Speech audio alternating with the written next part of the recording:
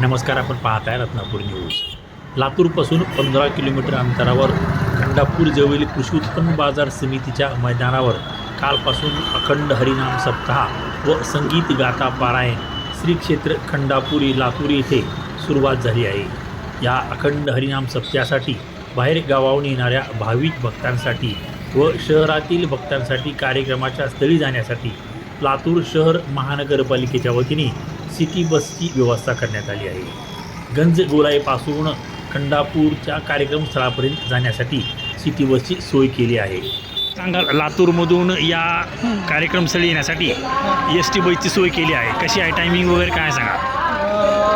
लातूर येथून महानगरपालिकेच्या अंतर्गत चालणारे सिटी बस, त्याच्यात आपल्या 9 बसेस या सप्त्यासाठी सोडलेल्या आहेत. त्यात 20 मिनिटाला एक गाडी अशाप्रमाणे गाडीचा टायमिंग आहे. तर प्रवाशांना त्यांच्या सोयीसाठी केलेली ही चांगली व्यवस्था आपल्या महानगरपालिकेच्या मार्फत केलेली आहे. टायमिंग वगैरे काय आहे?